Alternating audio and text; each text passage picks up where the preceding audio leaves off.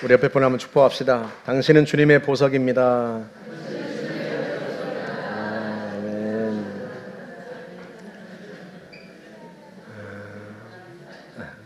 몇 년 전에 그 보건사회연구원에서 한국인의 행복과 삶의 질에 관한 연구 보고서를 낸 적이 있습니다.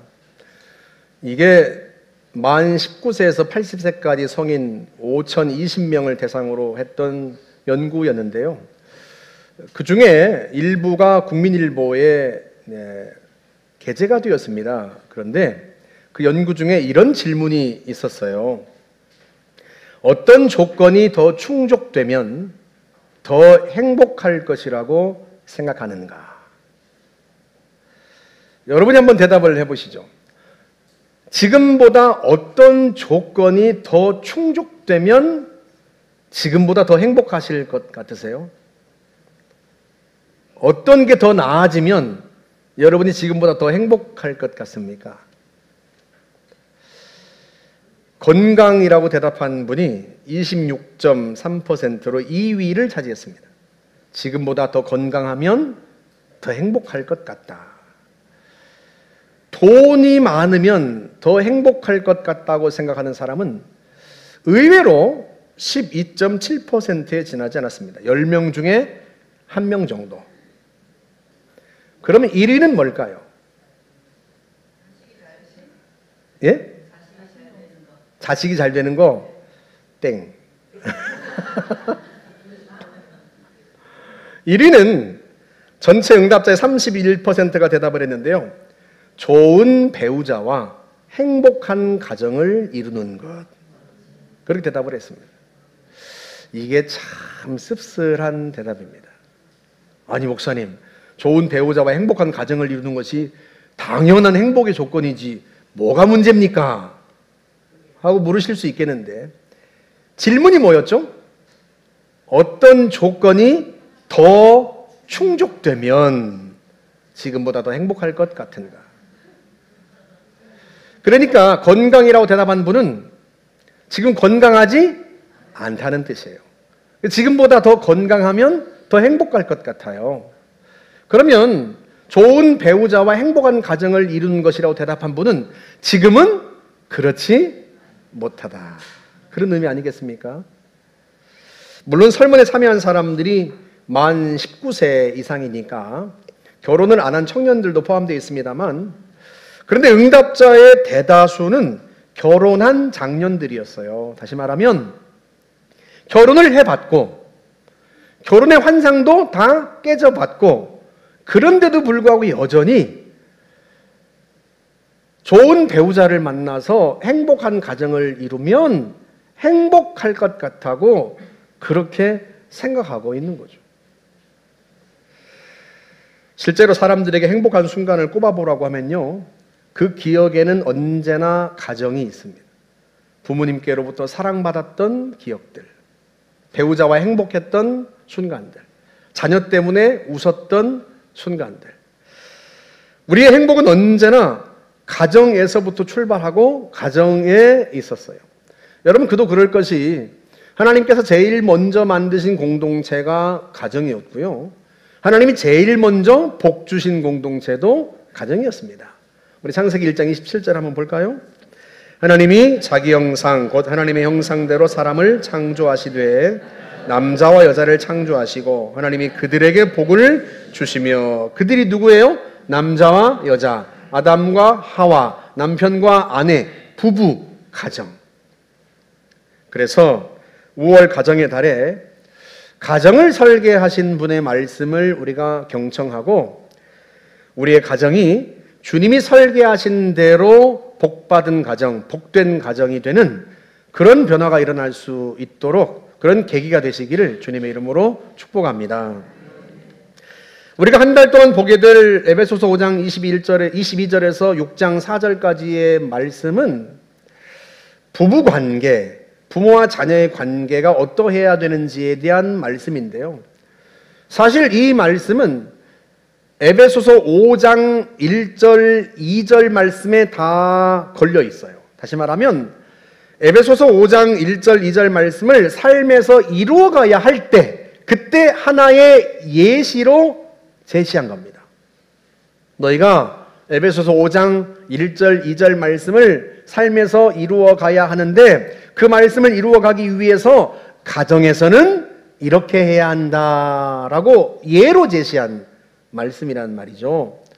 그래서 먼저 우리가 에베소서 5장 1절부터 한번 보도록 하겠습니다. 함께 읽어볼까요? 그러므로 사랑을 받는 자녀같이 너희는 하나님을 본받는 자가 되고 사랑받는 자녀처럼 하나님 아버지를 본받아라. 사랑받는 자녀가 아버지처럼 되려고 하는 것은 너무나 당연한 일 아니겠습니까? 아버지한테 엄청 큰 사랑을 받았는데 나는 절대 아버지처럼 안 될 거예요. 이런 자녀는 별로 없단 말이죠. 나도 커서 아빠 같은 사람이 될 거예요. 그렇게 말한단 말이에요. 그래서 너희가 하나님께 사랑받았으니까 사랑받는 자녀처럼 그렇게 하나님 아버지를 본받아라 하고 말씀을 하는 겁니다. 그러면 구체적으로 무엇을 본받으라는 말씀인가? 그 다음 절 한번 볼까요? 그리스도께서 너희를 사랑하신 것 같이 너희도 사랑 가운데서 행하라. 하나님 아버지께서 그리스도를 통해서 우리에게 보여주신 것은 사랑입니다. 그리스도께서 너희를 사랑하신 것 같이. 그러니까 우리가 하나님 아버지를 본받아야 할 것은요, 다른 게 아니에요. 사랑입니다. 너희도 사랑 가운데서 행하라. 나도 하나님 아버지처럼 사랑하며 살아야겠다. 오늘은 특별히 어린이 주일이니까요, 설교의 초점을 자녀에게 맞추어서 말씀을 드리자면, 사실 부모가 가정에서 하는 모든 행위의 동기는 사랑입니다. 엄마가 널 사랑해서 그러는 거야. 엄마는 너 잘 되는 거 그거 하나밖에 소원이 없어. 너 잘 되는 거 그거 하나 바라보고 내가 이러는 거야. 부모의 모든 행동의 동기, 그건 사실은 사랑입니다. 문제는요, 사랑해서라고 말하지만, 성경의 표현대로 하면 사랑 가운데서 행한다고 말하지만, 안타깝게도 그 사랑이 인간의 부패한 본성의 영향을 받는다는 데 있어요. 부모의 사랑 속에도요, 부모의 욕심과 이기심이 물들어 있습니다. 그게 문제죠. 지난 4월 4일 한국일보에 정신건강의학과 전문인 김효원 씨가 칼럼을 하나 썼는데요. 그 등장인물들을 제가 임의로 희연 씨라고 한번 이름을 붙여서 한번 해보겠습니다. 희연 씨의 부모는 어려서부터 어려운 환경에서도 정말 열심히 공부하고 열심히 살아가지고 둘 다 대학 교수가 되었습니다. 외동딸인 희연 씨에게는요, 정말로 최고의 것을 해주고 싶었어요.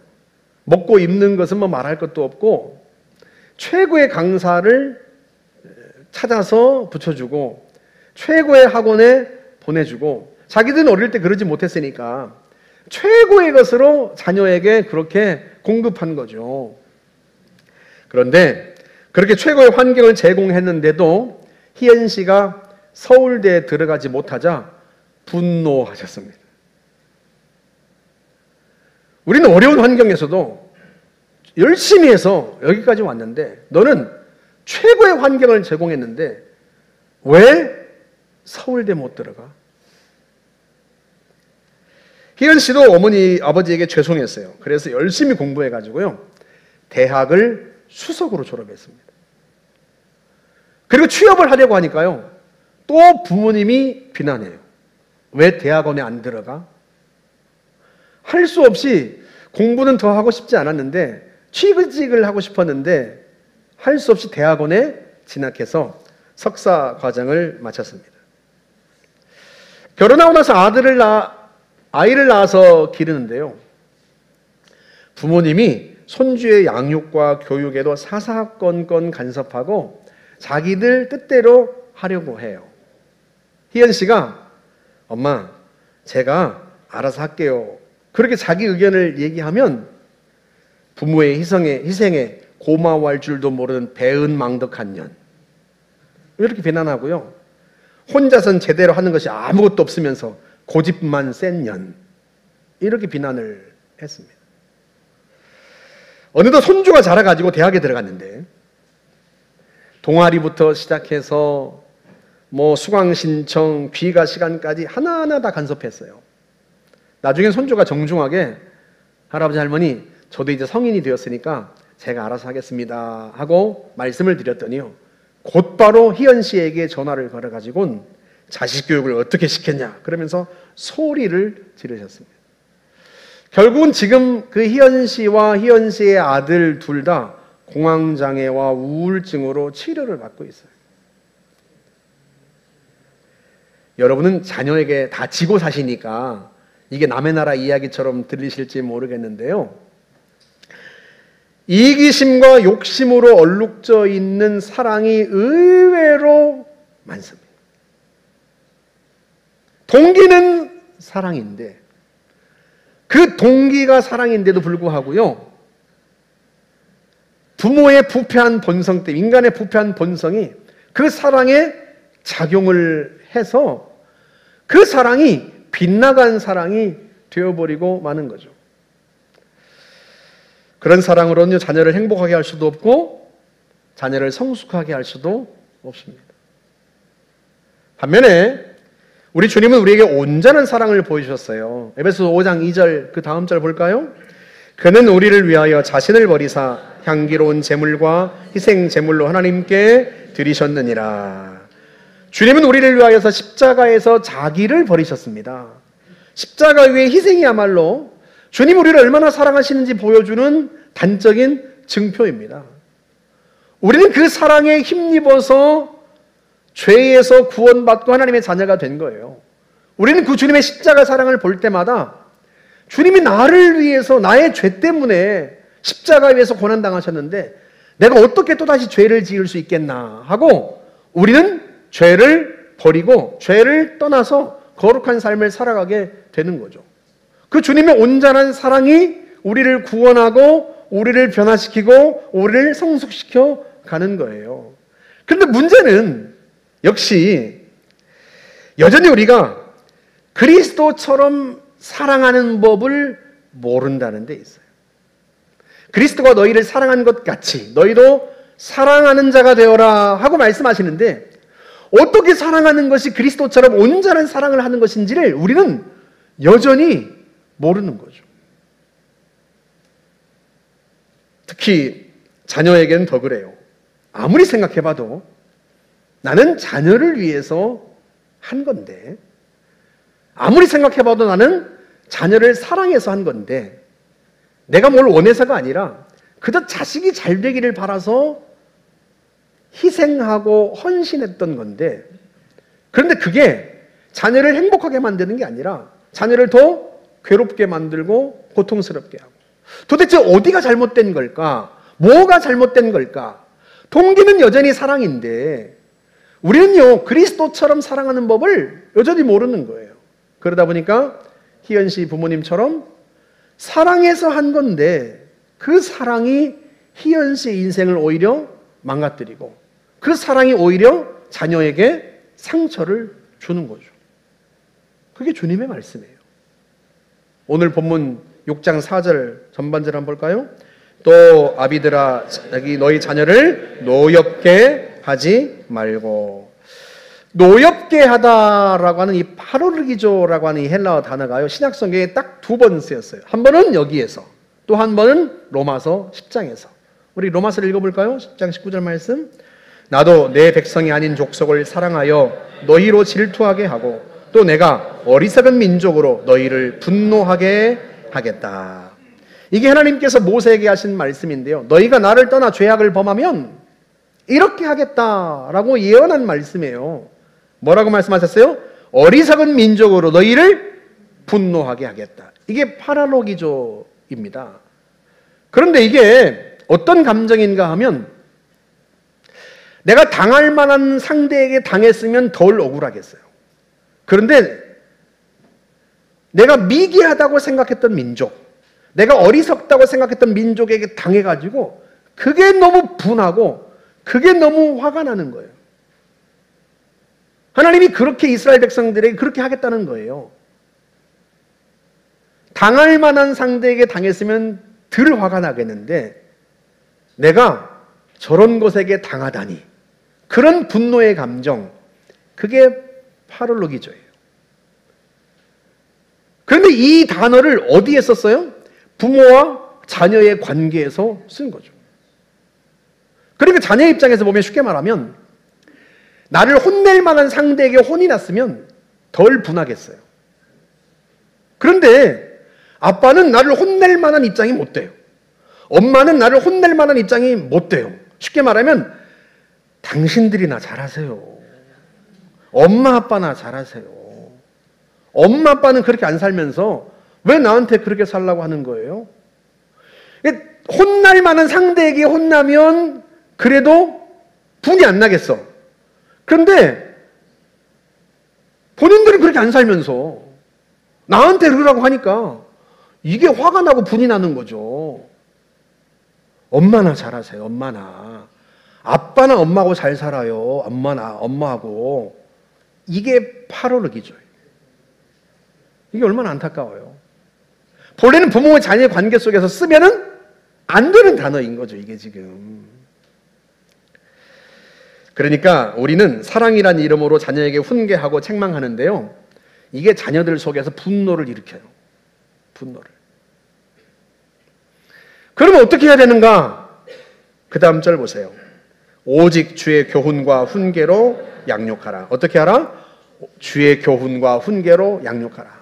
엄마 생각 말고, 아빠 생각 말고 하나님이 뭐라고 말씀하시는지를 얘기하고 가르치라. 근데 이게 단순히 말로 가르치라는 게 아닙니다. 말로만 얘기하라는 게 아니에요. 여러분이 이 에베소서 5장 22절에서 6장 4절까지의 말씀이 어디에 걸쳐 있다고 그랬어요? 걸려 있다고 그랬어요? 에베소서 5장 1, 2절 말씀에 다 걸려 있는 거란 말이죠. 5장 1절로 한번 다시 돌아가 볼까요? 그러므로 사랑을 받는 자녀같이 너희는 하나님을 본받는 자가 되고. 하나님을 본받아라. 하나님은 뭐로 이끄셨다? 본으로 이끄신 거죠. 실제로 예수님은요, 제자들에게 본을 보여주시고 본으로 이끄셨어요.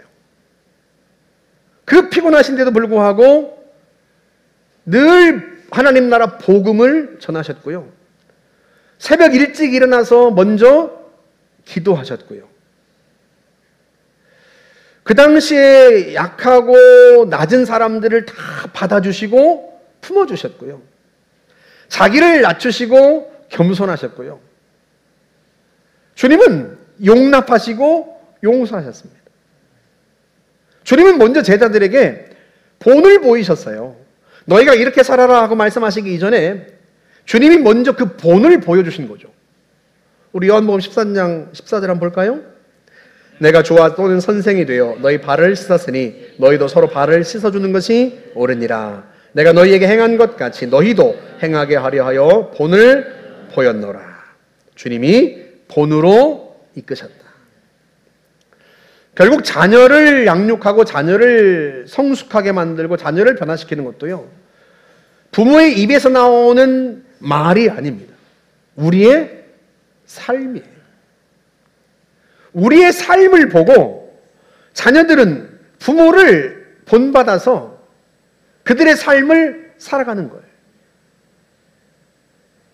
내가 하나님의 사랑받는 자녀로서 하나님을 본받는 삶을 살아가고, 그리스도께서 우리를 사랑하신 것처럼 내가 그리스도의 사랑을 받은 자녀로서 그리스도를 본받아 살아가고, 내가 하나님을 본받는 자녀가 되고 그리스도를 본받는 자녀가 되면 자녀들은 우리를 본받아서 그 길로 따라온다. 여러분에게 완벽한 부모가 되라고 말씀드리는 게 아니에요. 주님도 우리가 부족하고 연약한 건 다 아십니다. 그럼에도 불구하고 그리스도를 닮아가기를 힘쓰라는 거예요. 그러면 자녀들은 부모를 보고 본을 받아서 그 진리의 길로 나아간다. 자녀가 신앙생활 잘하기를 바라면요, 내가 먼저 신앙생활을 잘해야 돼요. 부모가 기도하는 자녀가 기도하는 자녀가 되기를 바라면 부모가 먼저 기도하는 부모가 되면 됩니다. 예배 잘 드리는 자녀가 되기를 바라면 부모가 먼저 하나님 앞에 온전한 예배자가 되면 되는 거예요. 자녀가 해로운 것 먹지 않고 피지 않고 그걸 원하면 부모가 해로운 것, 담배도 끊고 술도 끊고 자녀에게 보여주지 않으면 돼요.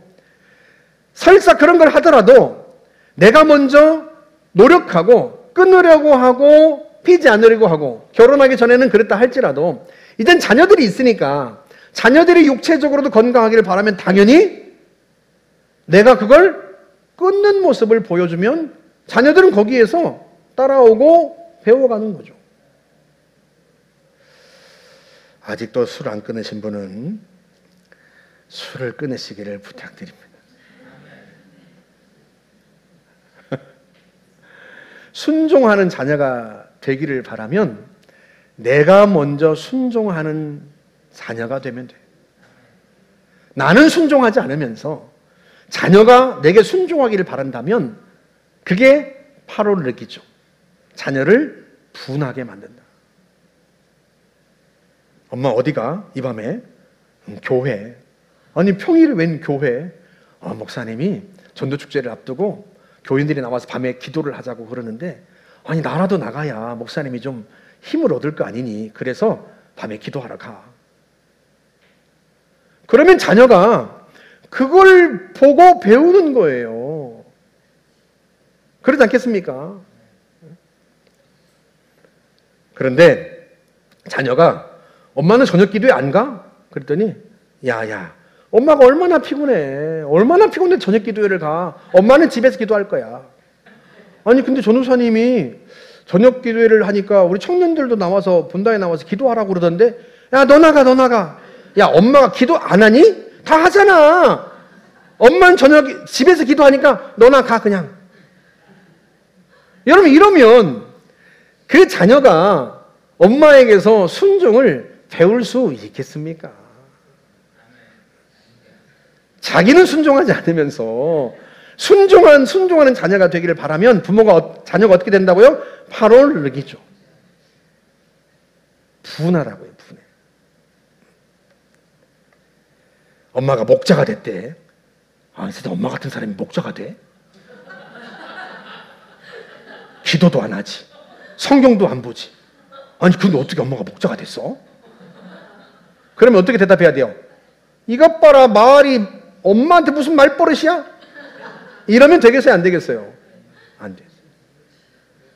속으로 내가 우리 아이에게 본이 안 됐구나 생각하고 어떻게 말해야 돼요? 미안해. 엄마가 사실은 나도 부끄러워. 나 같은 사람이 어떻게 목자가 되겠어. 그런데 목사님이 나 같은 사람도 목자를 세우시니까 어떻게 순종하는 마음으로 해야지. 엄마가 하도 기도 안 하고 성경 안 보니까 하나님이 엄마에게 성경 보고 기도하라고 아마 목자를 시키나 봐. 딸 미안해. 엄마가 그동안 본이 안 됐지? 이제부터라도 잘해볼게. 그러면 자녀들이 어떻게 생각하겠어요? 우리 엄마가 많이 변했네. 그렇게 생각하지 않겠습니까? 엄마 편이 되어주려고 하고 엄마에게 박수를 보내고 그리고 어느 순간부터는 엄마에게 막말하는 것도 용서를 빌고 엄마를 본받고 따라가려고 하지 않겠습니까? 너희가 사랑받는 자녀같이 하나님을 본받는 자가 되어라. 그리스도께서도 우리 주님께서도 본으로 우리를 이끄셨어요. 그러니 우리도 우리의 자녀를 어떻게 이끌어요? 본으로 이끄는 거예요. 내가 먼저 기도하고 내가 먼저 성경 읽고 내가 먼저 예배하고 내가 먼저 순종하고 내가 먼저 회개하고. 저는 예전에 부교육자를 할 때 참 안타까운 게 뭐였냐면 우리 아버지들이 집에서 술 드시는 분. 그게 너무 안타까워. 아이들이 있는 데서 술상을 차려오라고 하고 아내에게 술을 드셔. 그럼 그 자녀들이 나중에 술을 먹을까요? 안 먹을까요? 그걸 너무 당연한 것으로 여기지 않겠습니까? 그러지 않겠습니까? 늘 아내를 괴롭히고 아내에게 막말하는 자녀, 막말하는 남편. 자녀가 나중에 결혼을 해가지고 그 아내에게 어떻게 할까요? 아버지와는 완전히 다르게 자상한 남편이 될까요? 남편에게 맨날 너나 잘해 이러면서 지까짓게 뭐라고 그러면서 아이들 앞에서 남편을 흉보고 남편을 비난한 그런 아내를 보고 나중에 딸이 남편을 존중하는 아내가 될까요? 여러분, 우리는 말로 자녀를 이끄는 게 아니에요. 하나님은 우리에게 완벽한 선물을 보내주셨어요. 근데 완벽한 선물을 우리가 잘 양육하고 잘 길러서 하나님이 보내주신 그 완벽한 선물이 정말로 온전한 인격과 탁월한 재능을 가지고 하나님 나라를 세워가고 많은 사람들에게 존경받고 사랑받는 지도자가 될 수 있도록 이끌어야 하지 않겠습니까? 지금까지 그렇게 못했다면 이제부터라도 회개하고, 주님, 제가 아이들한테 뭐라고 할 게 아니라 제가 회개하고, 제가 그리스도를 본받는 삶을 못 살았으니 제가 이제부터라도 제가 주님을 본받아서 살아보겠습니다. 우리가 그래야 되는 거죠. 지금 주님이 그걸 말씀하고 계시는 거예요. 우리에게 완벽하라고 요구하시는 게 아닙니다. 그리스도를 끊임없이 닮아가라. 제가 어버이 주일에 몇 번 자녀들에게 11조를 가르쳐라 하고 말씀드린 적이 있어요. 하나님께 드리는 11조 말고, 그건 너무 당연한 거고, 부모님께 11조를 드리게 하라. 그걸 제가 말씀을 드렸어요. 왜 부모님께 11조를 드리라고 했죠, 제가? 자녀들에게 11조를 받으라고 한 이유가 뭐였어요? 자녀들이 하나님께 복을 받게 하기 위해서. 우리 에베소서 6장 2절에 3절 한번 볼까요? 네 아버지와 어머니를 공경하라. 이것은 약속이 있는 첫 계명이니 이로써 네가 잘되고 땅에서 장수하리라. 부모를 공경하면 뭐가 뒤따른다? 보상. 이로써 네가 땅에서 잘되고 장수하리라. 약속이 있는 첫 번째 계명이라고 말씀했는데 사실은 10계명 중에서 보상이 뒤따르는 유일한 계명입니다. 부모를 공경하면 내가 너희 자녀들에게 복을 주겠다. 근데 부모를 어떻게 공경해요? 부모를 말로 공경해요? 아버지 사랑합니다. 어머니 사랑합니다. 말로 공경해요? 돈으로. 다음 주 어버이 주일에서 다음 주에 자세히 말씀드리기로 하고, 부모를 공경하는 것은 말로 하는 게 아니에요. 재물로 하는 겁니다. 재물로. 그래야 하나님께서 복을 주신다는 거예요. 자녀들이 형통하게 되고 건강하고 장수하면 산다는 거예요. 하나님이 복을 주시겠다는 거예요. 근데 여러 차례 말씀드렸는데 제가 나중에 조사를 해보니까 자녀들에게서 11조를 안 받으셔. 11조가 정 부담스러우면 성경에서 11조를 부모에게 내라는 것은 없으니까 그러면 매달 적은 액수라도 용돈을 받으세요. 그렇게 가르쳤는데, 말씀을 드렸는데 그래도 안 받으셔. 그 이유가 뭡니까? 하고 여쭸더니, 목사님 제가 아직 그래도 일을 할 만한 나이입니다. 아, 누가 모른대요? 일을 할 만한 나이인가? 저도 알아요. 그럼 목사님 자녀들도 어려운데 자녀들한테 매달 용돈을 보내라고 하면 되겠습니까?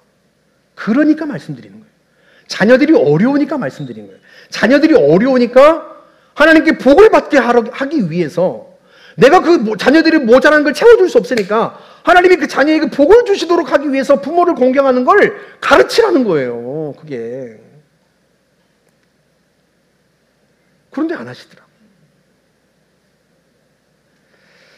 제가 생각을 해봤어요. 혹시 우리 성도분들이 부모님께 11조를 안 드리셨나? 용돈을 안 드리셨나? 안 드리고 계신가?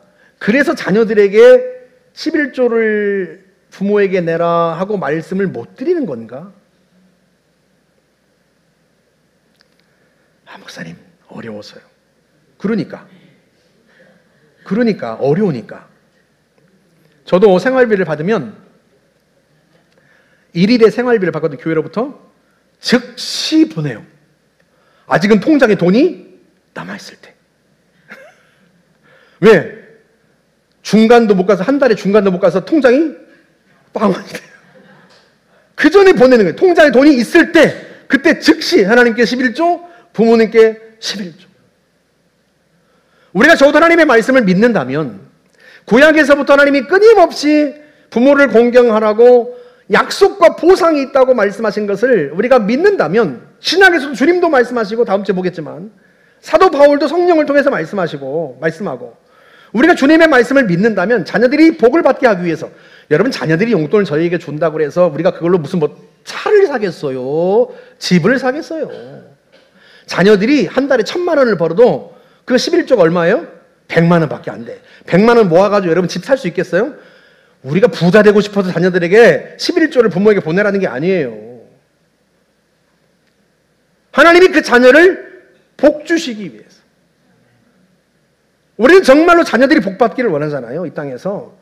그 하나님의 말씀대로 하나님께서 자녀들을 복 주시게 하기 위해서 우리가 그걸 받아가지고 뭘 얼마나 생활하려고 하는 게 아니고, 하나님께서 말씀하셨으니까. 사랑하는 여러분, 본으로 가르치세요. 여러분이 먼저 부모님들께, 연로하신 부모님들께 11조를 보내세요. 그리고 자녀들에게도 가르치세요. 하나님의 말씀입니다. 표정들이 별로 안 좋으세요. 큰일 났다. 순종해야 순종한 자녀가 된다고 하고 하는데, 우리 부모님께 11조를 어떻게 보내지? 벌써 표정들이 지금. 다음 주에 제가 한 번 더 하려고. 제가 다음 주는 어버이 주일이니까 어버이 주일이니까. 베이글 회장 최우성 장로님이 작년 2월에 별세하셨어요. 이분에 대해서는 제가 몇 번 말씀을 드렸죠. 어릴 때 예수 믿고 3가지 꿈이 있었는데, 하나는 박사가 되는 거, 하나는 사장이 되는 거, 하나는 전 세계 오지에 100개의 교회를 세우는 거. 그런데 이분이 2019년도에 드디어 109개의 교회를 세웠어요. 스리랑카, 브루나이 같은 선교지에 109개의 교회를 건축했어요. 이분이 10여 년 전에 인터뷰에서 이런 말씀을 했습니다. 그때가 98개 교회를 세웠을 때였는데, 며칠 전 자손들에게 나는 100개의 교회를 세울 테니 너희는 1000개의 교회를 세워라 하고 이야기했습니다. 다행히 신앙 안에서 잘 자라서 이 아비의 말을 이해해 주더군요. 먹고 살 것은 남겨줄 테지만 나머지 재산은 모두 선교를 위해 쓰겠다고 이야기했는데 모두가 동의해 주었습니다. 여러분, 이 자녀들이 아버지에게 순종하는 이유가 뭐예요? 아버지가 본을 보였으니까. 회사를 세운 것도 선교지 교회를 세우기 위해서 회사를 세운 거예요. 월급쟁이로는 도무지 선교지 교회를 세울 수가 없단 말이죠. 그래서 100개의 교회를 세우기 위해서 회사도 설립한 겁니다. 굉장히 어려움도 많았어요. 홍수가 났을 때 공장이 물에 잠겨서 그 비싼 기계들이 다 망가지기도 하고, 새 공장을 지었는데 지은 지 얼마 안 돼서 불이 나가지고 공장이 다 전소가 되고 기계들이 다 녹아버리기도 하고 완전 망해버린 거죠. 누구라도 그쯤 되면 교회를 세우는 건 좀 미루고 내 먹고 살 궁리부터 할 법한데요. 이분은 그 어려운 와중에도 하나님과 약속한 것을 계속해서 지켜나갔습니다. 그걸 자녀들이 본 거예요. 우리 아버지는 형통할 때나 어려울 때나 변함없이 저렇게 하나님을 섬기고 약속한 걸 지키는구나. 그걸 보니까요, 그걸 보고 배우니까 1000개의 교회를 세워라 하는 이야기를 마음으로 받을 수가 있는 거죠. 여러분, 저는 그 자녀들이 그 약속을, 아버지와 한 약속을 지킬 거라고 저는 믿습니다. 왜? 본으로 보여준 것보다 더 강력한 교육이 없거든요.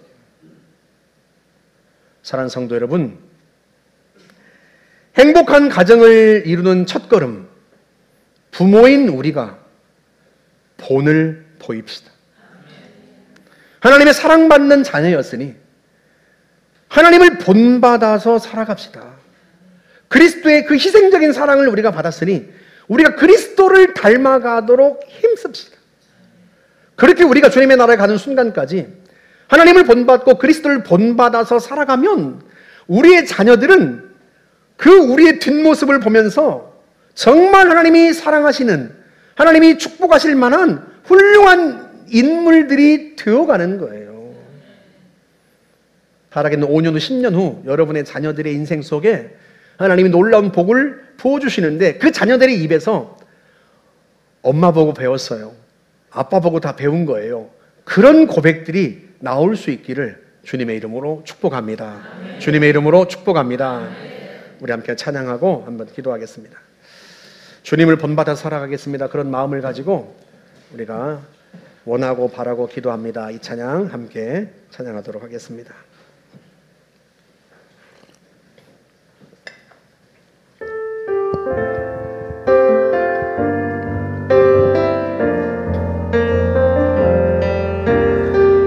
세상을 살아가는 동안에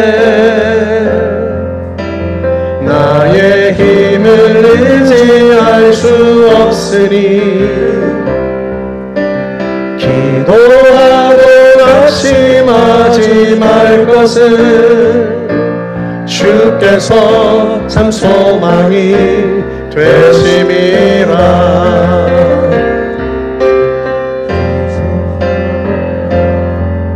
리피트를 넘겨주셔야 됩니다.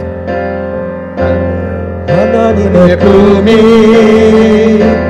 나의 비전이 되고 예수님의 성품이 나의 인격이 되고 성령님의 권능이 나의 능력이 되길 원하고 바라고 기도합니다. 2절 찬양하겠습니다.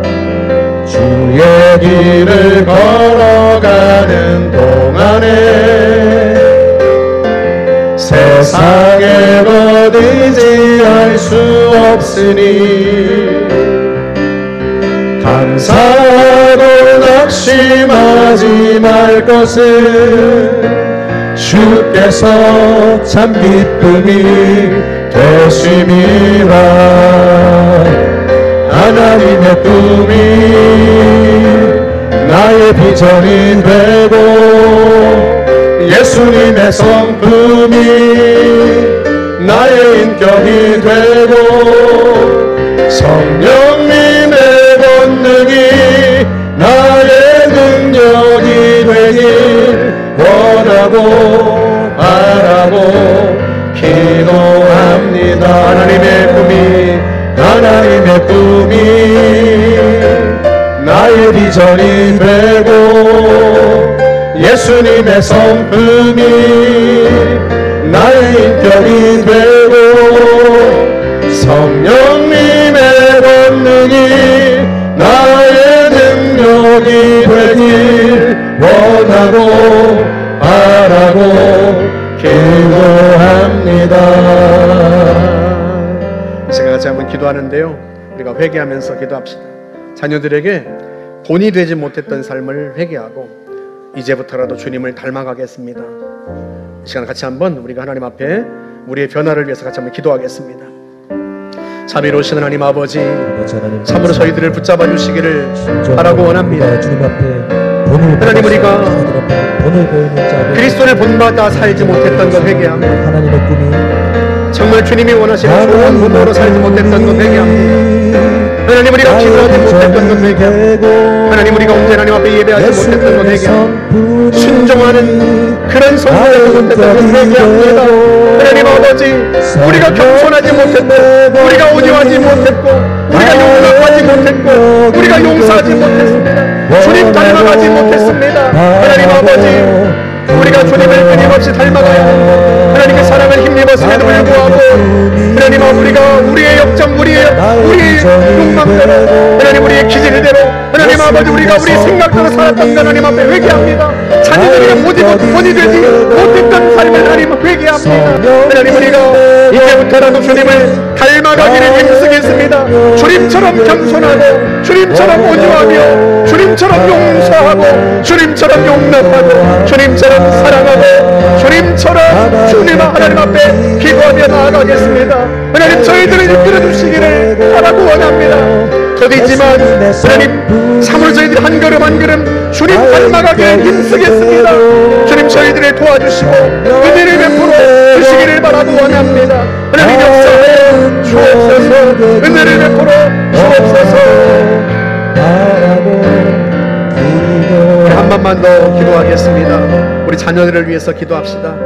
자녀들이 정말로 많은 사람들에게 사랑받는 존경받는 리더들이 될 수 있도록 좋은 스승, 좋은 남편, 좋은 아내, 좋은 친구가 될 수 있도록 하나님 우리의 자녀들을 축복하여 주십시오. 우리가 같이 한번 우리 자녀들을 축복하면서 함께 기도하겠습니다. 자비로우신 하나님 아버지, 우리의 자녀들에게 복을 주시기를 간절히 바라고 원합니다. 하나님 아버지, 우리의 자녀들이 살아계신 하나님을 뜨겁게 만날 수 있기를 원합니다. 그리스도를 뜨겁게 만날 수 있기를 원합니다. 그야말로 말미암아 우리의 자녀들이 그리스도를 본받는 삶을 살아갈 수 있도록 하나님 이끌어 주시기를 바라고 원합니다. 아버지 하나님, 정말로 우리의 자녀들이 많은 사람들에게 사랑받고 존경받는 그런 리더들이 될 수 있도록 하나님 역사해 주시기를 바라고 원합니다. 하나님 아버지, 좋은 친구가 되고 모든 사람들이 누군가에게 좋은 리더가 될 수 있기를 원합니다.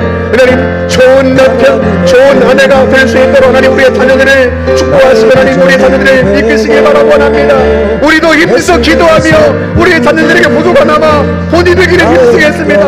그러니 하나님 우리 자녀들을 축복해 주시어서 우리의 자녀들 향해서 좋은 리더로 성장할 수 있도록 하나님 넘치게 보여주시고 역사하여 주시기를 바라고 원합니다. 성령님 기름 부어 주옵소서. 역사하여 주옵소서. 하나님의 꿈이 나의 비전이 되고 예수님의 성품이 나의 인격이 되고 성령님의 본능이 나의 능력이 되길 원하고 바라고 기도합니다. 하나님의 꿈이 나의 비전이 되고 예수님의 성품이 나의 인격이 되고 성령님의 본능이 나의 능력이 되길 원하고 바라고 기도합니다.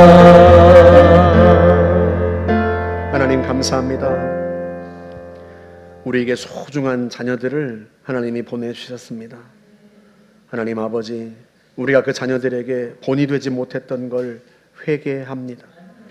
내 마음대로 살고 내 욕심대로 살고 내가 하고 싶은 대로 하고 살고 그러다 보니 우리 자녀들에게 본이 되지 못하고 오히려 우리의 자녀들이 분하게 만들었습니다. 하나님 우리가 회개합니다. 하나님 이제부터라도 우리가 주님 닮아가겠습니다. 주님이 십자가 위에서 주의 생명을 내놓으시고 우리를 구원하시고 자녀 삼아 주셨는데 우리가 그 놀라운 사랑을 받았는데 사랑받는 자녀같이 주님을 본받아 살아가겠습니다. 이제부터라도 주님처럼 순종하고 주님처럼 기도하며 주님처럼 용서하고 주님처럼 용납하고 주님처럼 사랑하며 주님처럼 겸손하고 주님처럼 온유하겠습니다. 더딜지라도 한 걸음 한 걸음 주님 닮아가겠습니다. 하나님 저희들을 도와주시옵소서. 부족한 우리가 주님 따라가는데 힘에 겹지만 주님 도와주시면 주의 나라 가는 그 순간까지 주님 닮아가기 힘쓰겠사오니 하나님 도와주시고 이를 통하여 우리의 자녀들이 정말로 하나님께 사랑받는 자녀로 좋은 리더로 좋은 스승, 좋은 남편, 좋은 아내 하나님 좋은 친구로 성장해가고 성숙해갈 수 있도록 하나님 축복하여 주시옵소서. 우리에게 그 놀라우신 은혜를 베푸실 주님을 찬양합니다. 예수님의 이름으로 감사하며 기도하옵나이다. 아멘.